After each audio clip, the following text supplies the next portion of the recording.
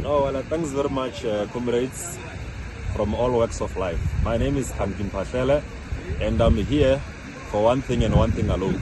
To first remind ourselves that we are young people who are too young to be understanding, who do not equally have political tolerance. We are here to welcome the death of Pravin Gordhan, the former Minister of the Republic, an apartheid apologist, a Stellenbosch askari, a butcher of the working class, and a destroyer of black families.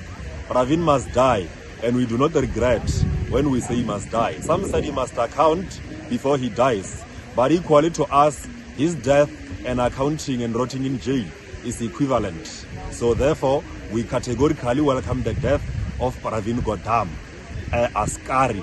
Thank you. Honorable Pravin. Honorable Jamnadas.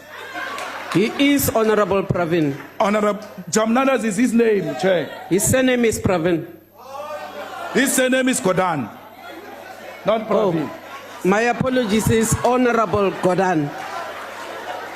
Mr. Gordhan. Oba ikebenge enkulu zase South Africa. Ramaphosa na Gordhan. Benzani mama, benzani. Benzani no Ramaphosa. Asibizike lapha. Bahlitiza nani futhi? Sipesa. Sebayonini. SA yeah, bahlitiza nani futhi? Estimate. Good girl.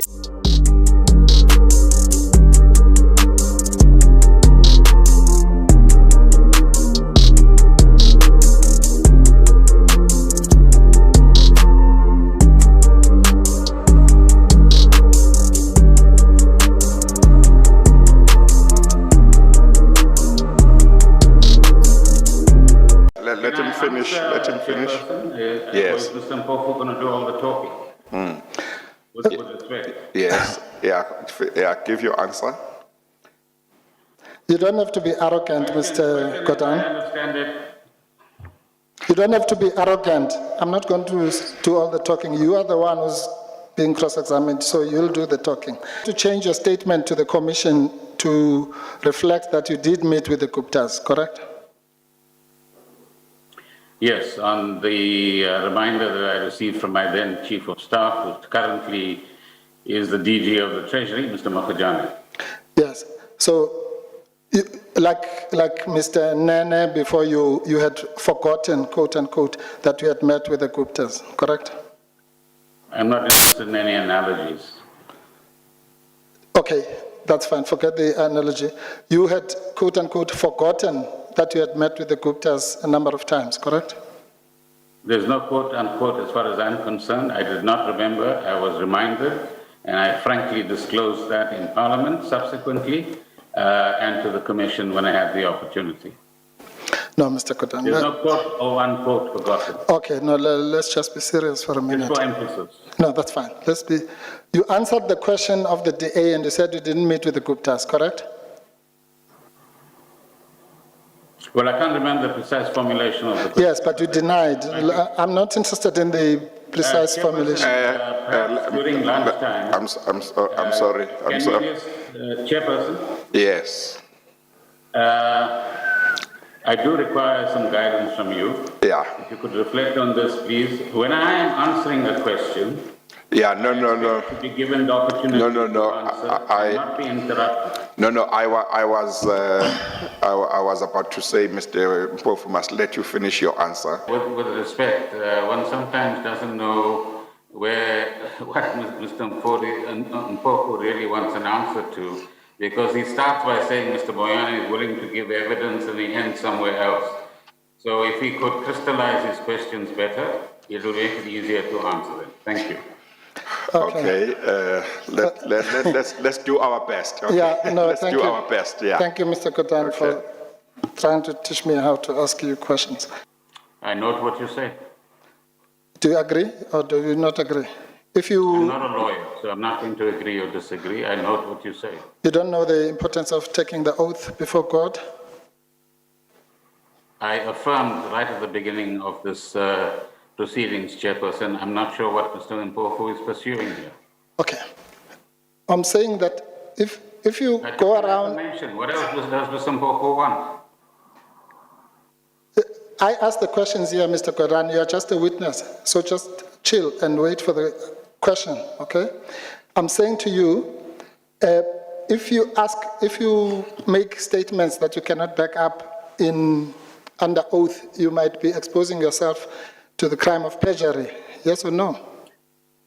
As far as I'm concerned, there is enough evidence around, therefore there's no issue of perjury. Thank you. Okay, I won't go back. I think the chair explained this to you many times. Yes, it was a general proposition, but I think you can move on. I will, Chair. I'll give up on that answer. You have no evidence, direct or indirect, that Mr. Moyane was part of state capture? No, I do. You do? Good. Yes. Do you have evidence that President Zuma was part of state capture or corruption? That's not a relevant matter here. Answer the question. It's not for you to talk about relevance. Answer the question. You're just a witness. Do you have any evidence that... Do you have any... Listen, you have to answer the question. I can't be doing this. Otherwise, we're not going to finish today. No, that's fine. If you look at the literature... Mr. Gordhan, please. Hello? Okay, no, if you can just answer my question. I don't want your... I'm answering your question. No, the question is either you agree with... It's not just the South African term. Do you agree that it's corruption or fraud or crimes like that? Yes or no?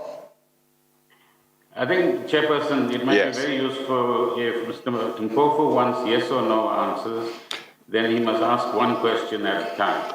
That's one question. Do you agree with that it's crimes like corruption and fraud? Hang on, Mr. Mpofu. Let him finish. I don't think it's going to take long to finish what he was saying. I think it's going to take long. Yes. Okay. You have no evidence that Mr. Moyane was part of state corruption. You said you do have. What is that evidence? You might want to look at the report of the commission chaired by Judge Nugent. No. If I were you, I would stay away from the commission chaired by Judge Nugent. I'm saying before the commission... You are not me, would you... Yes, I'm not you, thank God. I'm asking you a very simple question. It's either you do or you don't have evidence. I'm not talking about rumors or what people say in some corridors. Do you, Pravin Gordhan, have any evidence of Mr. Moyane working with the Hawks every day? Yes or no?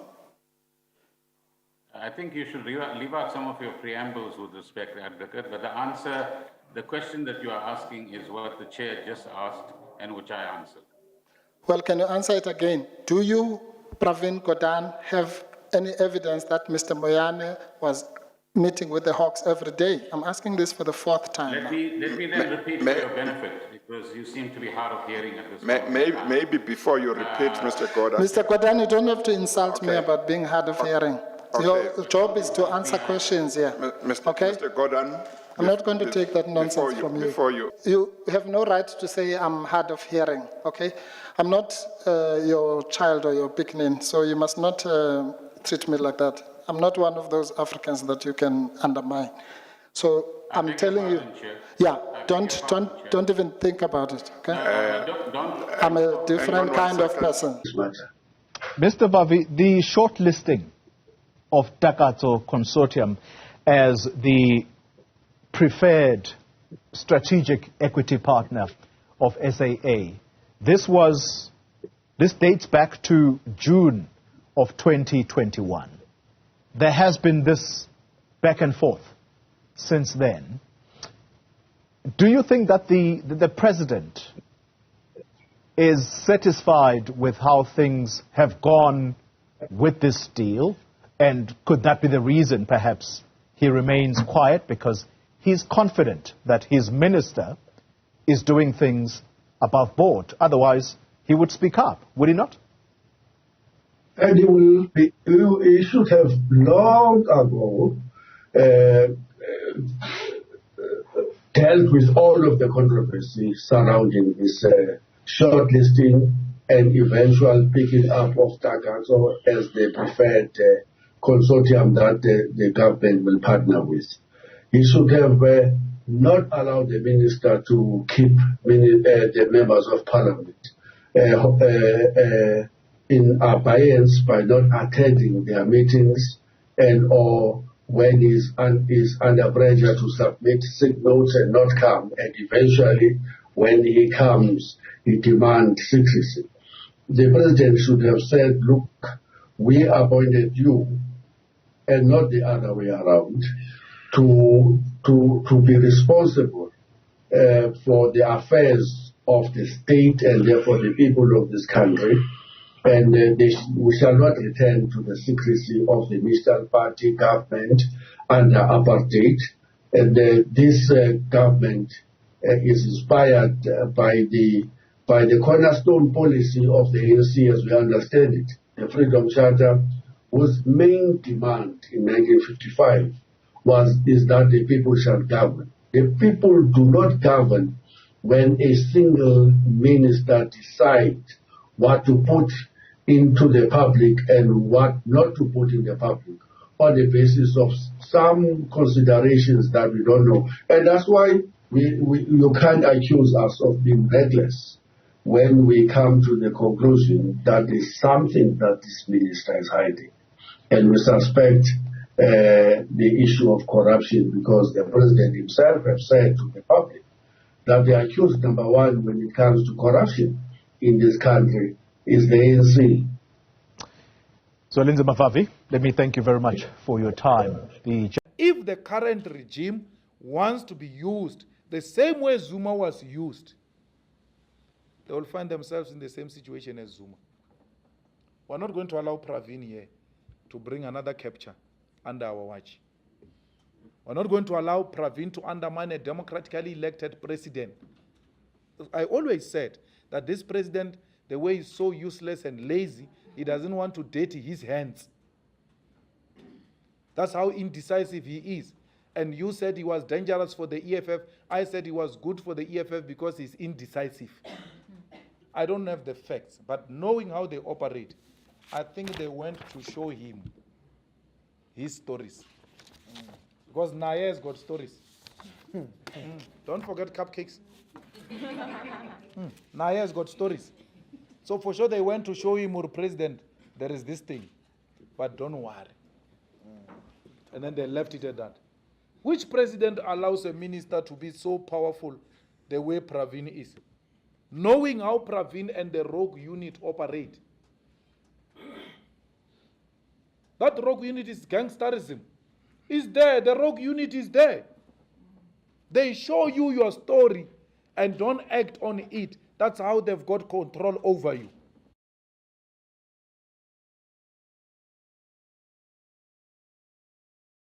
We were in the hearings. More stronger things were said than what the king said. Yeah. We've heard the Boers declaring civil war. That anyone who touches our land, there will be blood on the floor. So we don't see the king's contribution as something different from what we've been listening to. And actually we see the king's meeting as the most progressive meeting because they are preparing to receive the public hearings of parliament which are going to KZN.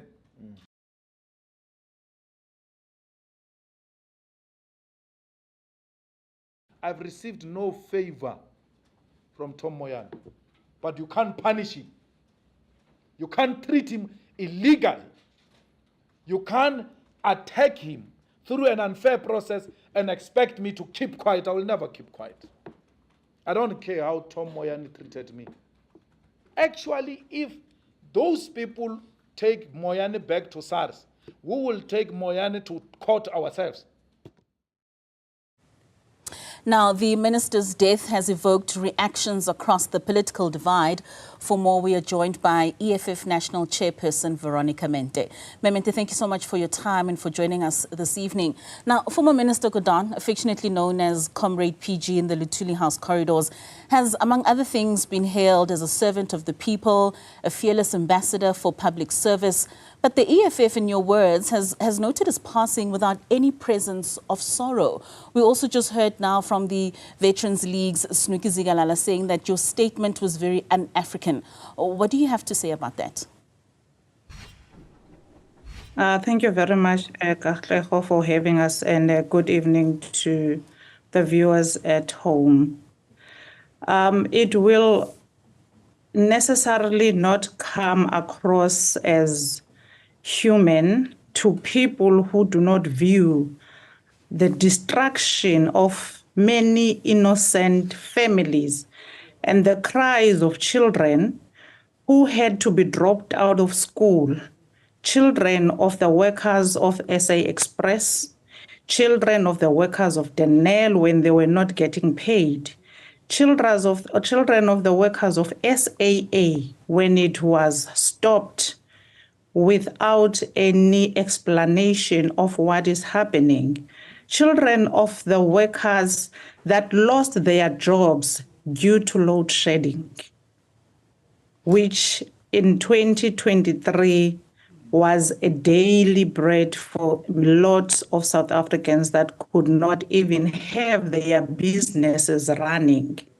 So for people who have a comfortable home, have a job, work in the government, have a salary that is not disrupted, will view this as inhuman.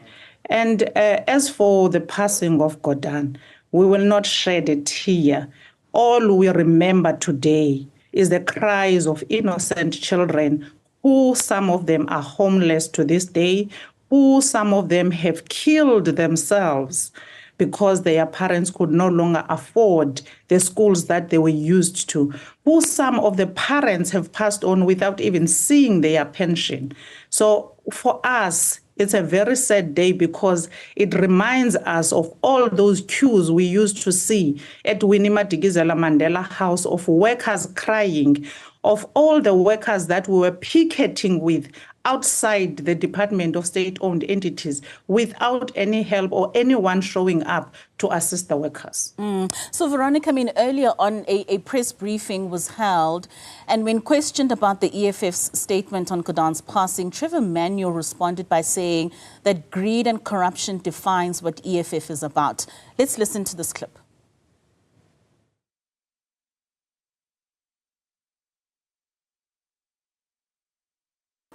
That statement from the EFF, was it just a statement of irony?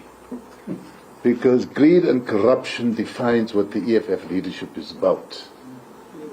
The problem that they've had with Pravin Gordhan and everybody at SARS is that SARS has to go after tobacco smugglers. Now, don't ask me why EFF is so attached to tobacco smugglers and whether some of the leaders live in the yards of tobacco smugglers. Don't ask me any of that.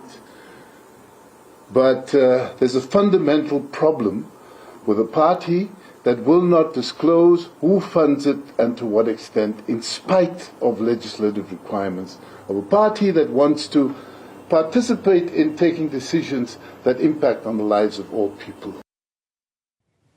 So, Veronica, what do you make then of the statement in relation to Pravin's role at SARS and who seemed to be in the firing line in terms of investigations, because he goes on to say that the EFF is attached to tobacco smugglers? This has been a daily statement and a belief which has been perpetuated by a lot, in particular those that always receive the crumbs out of the establishment table. Those that are always saying the EFF thrives on corruption. If the EFF thrives on corruption, why are we not in jail? I'm one of the leaders of the EFF. Why are we not in jail if ever we thrive on corruption? What is this particular corruption that they know about the EFF and they have never reported it to the police? People must not be accomplices to crime. They must go and report any type of crime to the police. But also, we have laws in this country, laws that are demanding of any political party to disclose funders, and the EFF has done that. But fortunately, because we had a caucus in Parliament, we are a party that is represented in Parliament, and Parliament continues to pay all the money that is supposed to be given to all the multi-party democratic parties that are within the parliament, and that's how the EFF survive. But fortunately, also because the EFF has got very thinking top-level leaders that are able to manage their financial affairs. They are now shocked as to how do we manage to have everything we have? How do we manage to own a building? They can go and check with Standard Bank. We own a building, we bonded it, we paid for it, and we have membership that pays, we have party levies. We do not understand which corruption we thrive on. But most importantly is that Pravin Gordhan himself agreed and confirmed that it was a rogue unit, which was its sole mandate was to chase after all the political opponents, crush them and make sure that they do not have a life, they are not comfortable, they are not able to think. But with all those trials and tribulations that they have put our leader through, here we are, we're standing, Julius Malema is standing, no one even with that rogue unit could put him down. So in mentioning that rogue unit, you don't believe that in the 10 years that he spent as the SARS commissioner, that he did not shape that entity in a positive way in what it has become today? You know, when you shake something, a legacy speaks for itself. Today, we have a SARS that can collect tax. We have a country that is running through budget cuts. Whose fault is that? Are the policies of Pravin Gordhan.